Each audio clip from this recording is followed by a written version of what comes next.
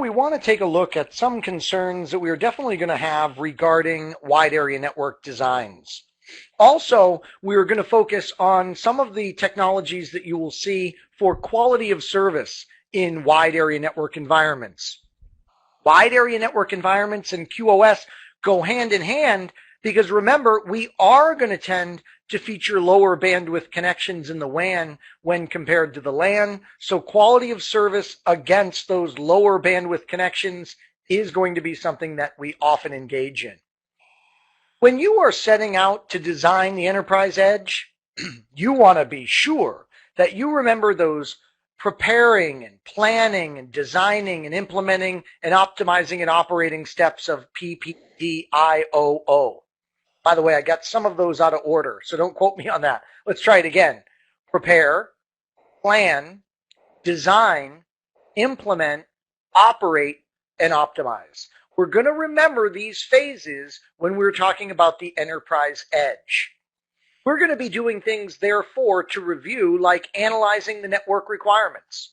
We're going to be looking at the types of applications that our users and that our operators of the network are going to be requiring. Okay, what types of applications are they? How are they going to react? How are they going to sit on top of various types of wide area networking technologies? What's the overall volume of traffic? What's the volume of traffic for certain points in the WAN infrastructure to other points? What are the traffic patterns like? Are they going to be, traffic, high volumes of traffic during only certain hours, during only certain days? So we want to look at the types of applications, the traffic volume, the traffic patterns. Might there be more traffic from one spoke of a hub and spoke than from other spokes? These are the kinds of analysis that we want to do. Obviously, as part of this preparing and planning, we want to look at the existing network. We want to see what technologies are currently being used for wide area networking, what are the issues with those technologies, and as part of your documentation for the infrastructure, you definitely want to know where key hosts, servers, network infrastructure devices are located. Then we set out to design the particular topologies that are going to be used in this critical enterprise edge environment. We want to take a look at the available technologies and choose from all of those technologies that we shared with you earlier in our discussions. We want to try and project traffic usage once again to make sure we're implementing the appropriate technology. And obviously, we're always looking at things like performance, availability, reliability, implementation planning, and we're making sure that we address the particular constraints, both financial and also from staffing concerns and things of that nature. This is another one of those areas where you don't want to deploy technologies like MPLS if there is no one worthy of MPLS in the organization. We're not worthy. We're not worthy. Little Wayne's World reference there for you. But obviously, you want to be careful when suggesting a technology with MPLS if the organization isn't equipped to deal with MPLS. Remember, too, when we are designing the enterprise edge infrastructure, we want to make sure that we really try and design with flexibility in mind. We need to be as flexible as possible. A great example of this flexibility that we want to try and work into the design is voice over IP. We want to make sure that the voice over IP, for example, is possible even if they currently don't want to deploy it. That would be a great example, right? You have an organization that says, as far as the voice over IP thing goes, no, fine, we're all good with that. Thank you very much. We don't need voice over IP. We don't want to attempt voice over IP. But they may say that now. So many infrastructures shrug off voice over IP initially, but then later on down the line, they may say, you know what? Hey, we got to do that voice over IP thing. How easily your design would be able to incorporate voice over IP, that is definitely a sign of how well you did your homework when it came time to design the enterprise edge. Other key design criteria that we examine when we're talking about the wide area network, well, we take a look at things like response times. Yeah, response times are hugely important when you're talking about the WAN. This often falls right into our discussion of the applications that we can support, right? A lot of applications these days will come right out and will give you an indication of the response times that are going to be needed. Voice over IP is a great example. With voice over IP, we know, Cisco tells us, look, when it comes to a voice over IP phone making a call across all of these different devices in the network, when it comes to one of these voice over IP calls, we'll flat out tell you that response times need to be around 120 milliseconds for one way. Okay, so for what we call one-way latency, voice times need to be about 120 milliseconds. So a lot of times we have clear-cut numbers that are acceptable for response time values. This is great. We can go into the network with something called IPSLA. Yeah, I mentioned this earlier on in the CCDA course. We can go in with something like IPSLA, and we can go ahead and we can do response time testing. Let me show you exactly how this IPSLA works. With IPSLA, you can go to a device like R1, and you can go ahead and you can set up. Boy, what is going on with my pen tool right now? I am so annoyed. Just one moment, folks.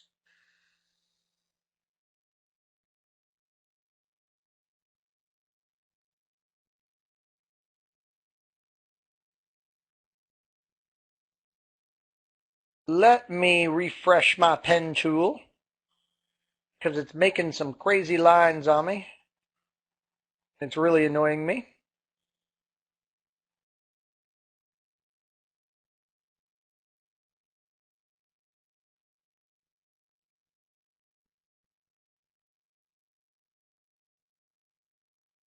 Okay. Amazing what a refresh of the software will do, right?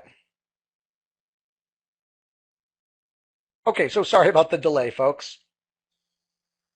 Technology's been working pretty good for me today, right? It's inevitable that something should go wrong. All right, anyways, here we are, and we're talking about that IPSLA feature. How cool. We can go into the network, and we can go ahead and say, all right, we've got this R1 device. And the R1 device, oh boy, the pen's doing it again. That's okay, I can survive it. The R1 device has, several hops that it's going to use to get to some other device like R2. We can set up IPSLA and we can set it up in an active configuration. We can set it up where it will generate synthetic traffic that is going to flow over these devices, and then we can measure that synthetic traffic for getting this response time data that we need. How cool. As a matter of fact, you can even set up R4 as what's called an RTR or IPSLA responder. And what this does is it makes sure that there is no false measurements here. You see, what happens a lot of times is the latency value is a little exaggerated high because of these different devices having to deal with like processing time and stuff. With the responder functionality configured, it gives you a more accurate test. By the way, you might say, Anthony, where did this RTR acronym come from? And what the deal is is over the years, the IPSLA feature just keeps getting renamed. IPSLA functionality used to be called the Service Assurance Agent. And, before that, it was called the Real-Time Responder. And now its latest name is the IPSLA feature. So we see that there is still some old syntax utilized here for IPSLA. It was the real-time responder, then it was the SAA, now it's IPSLA. That's the modern way to refer to this, but you'll still see some of the older syntax utilized here and there, like at the command line. One of the things that we really want to do with the IPSLA feature is we want to be testing in our networks for jitter. And jitter is definitely a term you need to know as a CCDA. What is jitter? Jitter is variation in delay. Yeah, that's what jitter is. You see, if you're designing a network and you're going to do something fancy like voice over IP, and there is a predictable, pretty consistent amount of delay, that's very easy for you to deal with as the networking engineer. But if your delay is like this in the network, okay, if this is what your delay values look like, large variations in the amount of delay, this is what we call jitter. By the way, it's also what I do when I've had way too much coffee. If we have these huge variations in the delay, well then, this is very bad for the voice over IP network as an example to contend with. And this is what we really want to work to test for. IPSLA is so sophisticated that it has nice built-in jitter tests for us to avoid these kinds of issues. All right, so we will use IPSLA to test for jitter that might be a problem in our network infrastructure, especially in highly congested WAN environments. We might have jitter values that are indeed unacceptable for something like voice traffic. Obviously, something to consider too, in addition to response times, is overall bandwidth that you have. We call this the effective throughput. What is the effective throughput? How much data can we send over a particular time frame through some area of the wide area network? We talked about how important reliability is. It's not just, is the WAN service there or not? It is a discussion of, okay, how often is the WAN functioning the way we want it to? Again, with my service provider, we said that I am paying for, you know what? And I promised you I'd do a speed test. Let me do that in the background right now. Now, this speed test, by the way, is going to be a little bit skewed because I am currently using my internet connection, right? So I am currently using my connection to get the best possible test, to get the very best possible test. You don't want to be using your connection at all except for running the test. But let me go ahead and run the test here in the background, even though I currently am using my connection. And let's see what I'm actually getting. We said that I was paying for 30 megabits per second down and 18 megabits per second up. What am I currently getting? I'm getting 27 megabits per second down, and I'm getting 14 megabits per second up. Now, we understand that that's artificially low because I am using the connection, but that's still a pretty good gauge on what I'm actually getting for service compared to what I pay for. So this is a measure of reliability, isn't it? This is definitely a measure of reliability for the network resource, in this case, the wide area network. Not just whether or not my connection is up, but whether or not my connection is operating as effectively and as efficiently as it should. Something else that comes into concern is window size. Yeah, the window size that you are going to utilize, how much data you can send in the WAN in one chunk. We know that transmission control protocol, how we send most of our information, or a lot of our information, is done utilizing TCP for transport. We know it uses a sliding window concept. The sliding window concept says, okay, you know what? We're going to send some data. We're going to send some amount of data, and then we are going to wait for an acknowledgement of that data. And then if that works out well, we'll go ahead and send even more data the next time, and then we'll wait for the acknowledgement. If you have a really congested WAN link, what'll happen is this. Everyone in the network that's sending via TCP, they'll all start increasing the rate at which they send, and then the interface can't send anymore, so it starts dropping packets, and then everyone will back off using the sliding window concept. Then they'll all speed up again. Then they'll all back off. Then they'll all speed up again. Then they'll all back off. And you get what we refer to as a sawtooth pattern of bandwidth utilization in the WAN.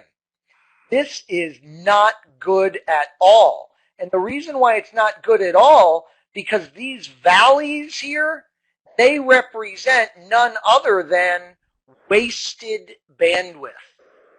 Yeah, this is wasted bandwidth. Ugh. And this happens, again, because of this concept of TCP sliding windows. When everyone starts backing off like this at the same time, everyone in the network starts synchronizing like this. This is called TCP global synchronization. And it is a bad thing. Global TCP synchronization is a bad thing, and later on we'll tell you the quality of service mechanism that is used to guard against this type of problem. Another criteria, by the way, is whether or not you're sending information that can be compressed. This is another key criteria that we would consider. Can we compress? Is the information that we're sending across the wide area network, is it compressible? There's a saying here in the South that says, you can't saw sawdust. Yeah, if you've taken a large structure and you've sawed it down into a smaller structure and you've got a bunch of sawdust, you can't saw that. And I always think of this you can't saw sawdust expression when we are talking about data compression. If you're sending data that is already highly compressed, maybe you're sending a bunch of, JPEG images. These are already highly compressed. Have you ever taken a bunch of JPEG images and run WinZip against them? Yeah, you get pretty disappointed pretty quick, don't you? Because when you WinZip these JPEG images, you discover that the zip file you get is bigger than the JPEG images would have been by themselves. You see, you can't saw sawdust. Your JPEG images are already highly compressed, so you're going to get zero benefit from trying to compress them even further with WinZip. So, information here about the important decision criteria that we have when we are designing the WAN. Now, like I told you, one of the very, very key disciplines that comes into play when we are designing for the WAN is quality of service.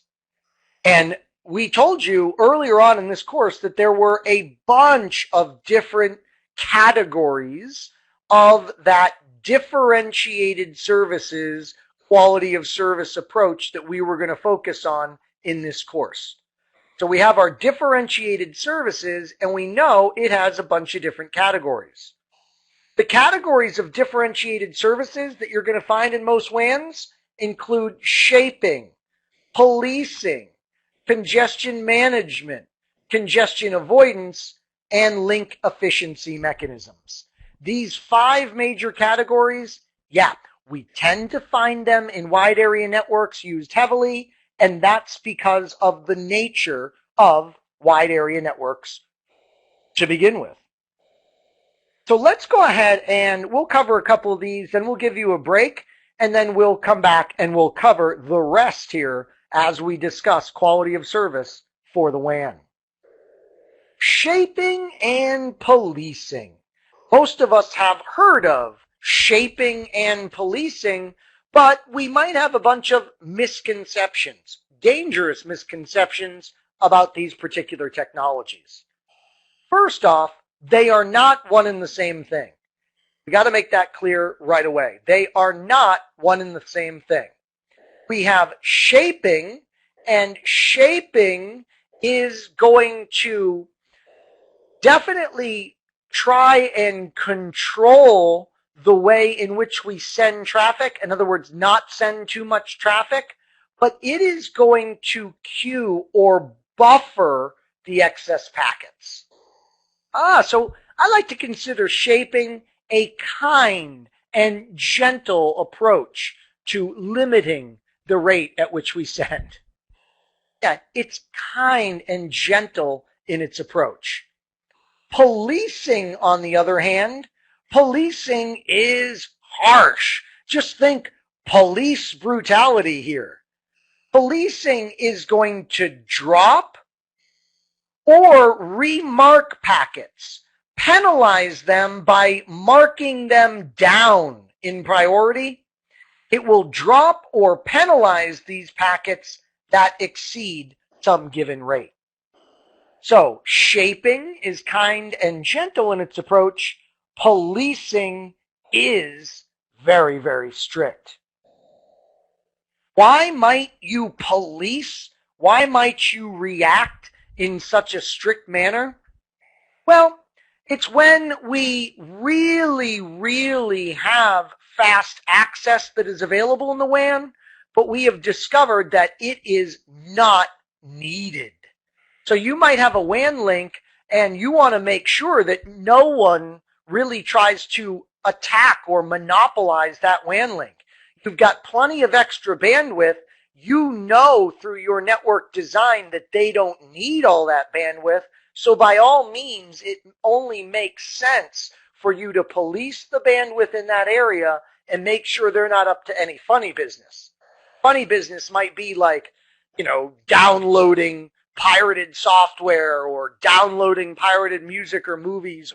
Maybe even someone is denial of service attacking that WAN link. A lot of times we literally have certain applications or certain classifications of traffic where we know exactly what they're going to need, so we police them to that rate.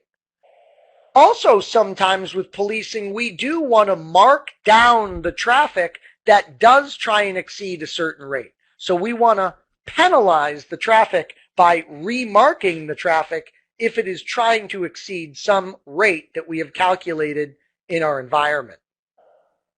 A lot of times with shaping, we're trying to prevent congestion where we might have asymmetric bandwidths.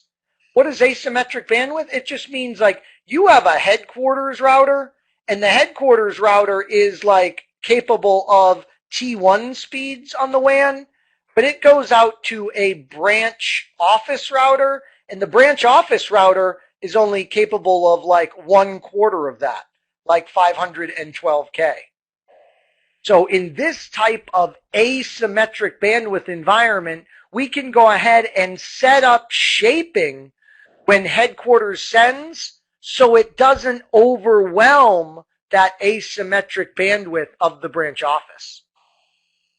A lot of times when we are engaging in wide area networking with a service provider, we are contractually bound to what's called a committed information rate.